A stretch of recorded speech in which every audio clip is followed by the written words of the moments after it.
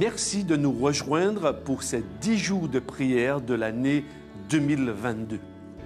Le thème choisi est celui du message des 3 anges qui nous exhortent à prier. Ce message se décline dans le livre de l'Apocalypse au chapitre 14, les versets 6 à 13.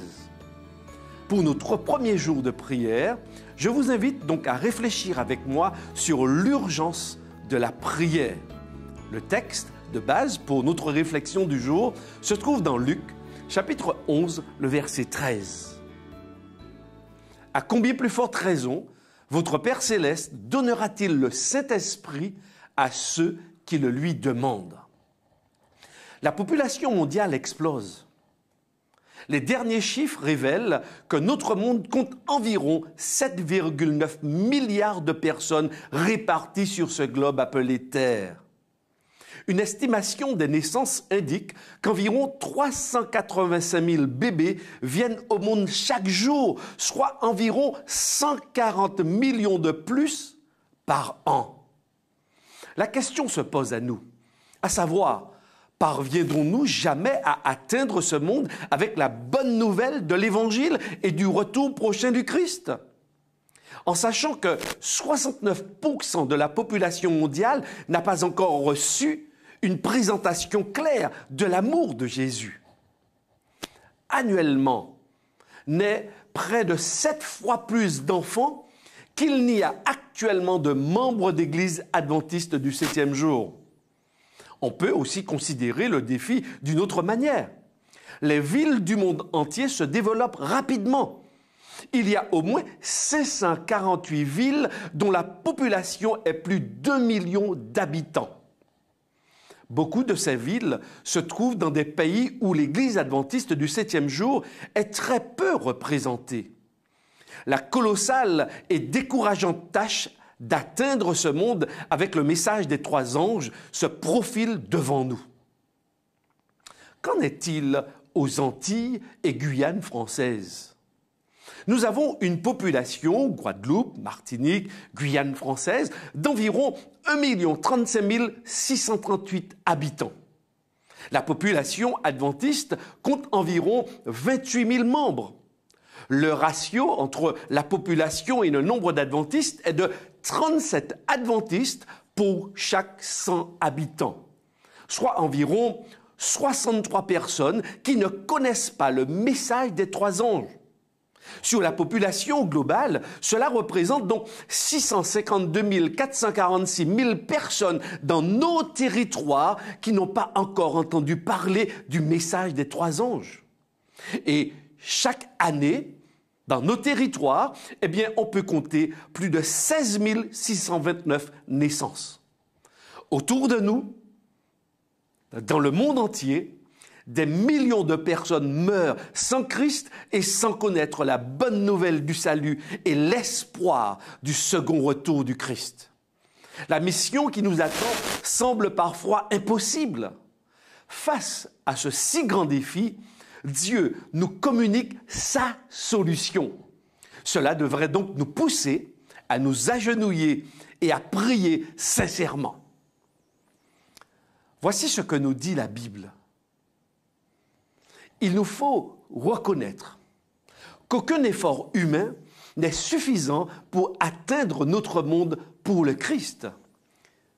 Ces derniers resteront insuffisants s'ils ne sont pas renforcés par l'action du Saint-Esprit.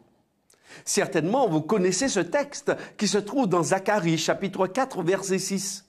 En effet, Dieu communique ce message de réconfort, ce message encourageant par la bouche justement de son prophète Zacharie, adressé donc à Zorobabel. Et voici ce que Dieu dit. Alors, il a repris et il m'a dit, « Voici la parole de l'Éternel que l'Éternel adresse à Zorobabel. Ce n'est ni par la puissance, ni par la force, mais c'est par mon esprit, dit l'Éternel, le maître de l'univers. » Oui, Zorobabel était découragé, mais Dieu lui fait dire, « Oui, ce n'est pas par ta force, ce n'est pas par la puissance, mais c'est par mon esprit, dit l'Éternel, le maître de l'univers. » Oui, mes chers amis, Ce n'est que par la puissance de l'Esprit Saint que le monde pourra entendre le message de la fin des temps confié par Dieu. Les millions d'habitants des grandes villes de ce monde ne pourront être atteints que par la puissance promise par notre Dieu. La puissance de l'Esprit de Dieu combinée à notre volonté de lui faire confiance, de nous appuyer constamment sur lui, à dépendre complètement de lui pour qu'il puisse ouvrir nos yeux, notre intelligence et avoir la ténacité afin que nous puissions poursuivre la mission en dépit des difficultés. Oui, le Saint-Esprit peut nous amener dans les territoires vierges. Et même là où il y a des personnes réfractaires à l'Évangile, Dieu nous permettra d'accéder au cœur qui attendent la bonne nouvelle du salut. L'incroyable bonne nouvelle est que Dieu est déjà à l'œuvre dans ces endroits difficiles à atteindre. Nous sommes invités donc à chercher de tout notre cœur la puissance divine pour obtenir la force nécessaire à l'accomplissement du travail qui nous attend. Lisons et rappelons-nous de cette parole de Jésus contenue dans Luc chapitre 11 verset 13. « Si donc, méchants comme vous l'êtes, vous savez donner de bonnes choses à vos enfants, à combien plus forte raison votre Père céleste donnera-t-il le Saint-Esprit à ceux qui le lui demandent ?» Nous sortons d'une période festive et certainement en tant que parents ou oncles, nous avons offert des cadeaux à nos bien-aimés. Eh bien, Dieu est prêt. Et notons l'expression dans ce texte de Luc chapitre 11 verset 13. À combien plus forte raison, combien plus Dieu est-il prêt à nous donner ce qu'il nous faut, à nous équiper. Jésus donc veut faire beaucoup plus pour nous personnellement et beaucoup plus pour son Église que ce que nous pouvons imaginer.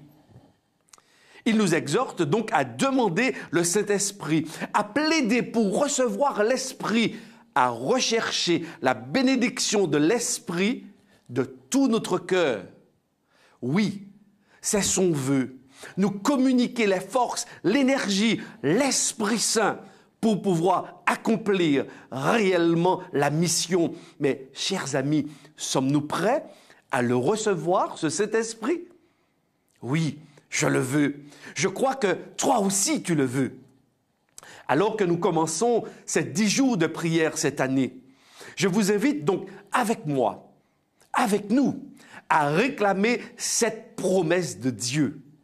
Dieu compte sur toi, Dieu compte sur moi. La promesse du Saint-Esprit n'est pas limitée à une époque, à une classe d'individus. Le Christ a déclaré que l'influence divine de son esprit devrait être avec ses disciples jusqu'à la fin du monde. Depuis la Pentecôte jusqu'à nos jours, le Consolateur, le Saint-Esprit a été répandu sur tous ceux qui se sont entièrement soumis au Seigneur et à son service. Donc vous et moi. Prions ensemble pour que Dieu nous accorde ce dont il nous a promis, le Saint-Esprit. Notre Père et notre Dieu, nous voulons vraiment te remercier pour cette réflexion. Te remercier parce que jamais tu n'abandonnes tes enfants. Te remercier parce que tu es prêt à nous donner ce qu'il y a de meilleur, le Saint-Esprit, pour nous régénérer et nous permettre d'accomplir ta mission. Alors oui, tels que nous sommes, nous venons devant toi, nous venons réclamer ce que tu as promis de nous donner pour l'accomplissement de ton œuvre.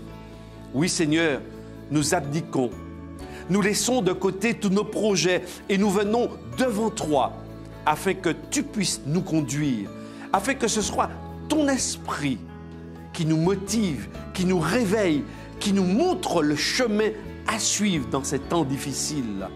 Oui, notre Père, nous accueillons maintenant, avec nos cœurs vrais, sincères devant toi, le Saint-Esprit que tu nous as promis.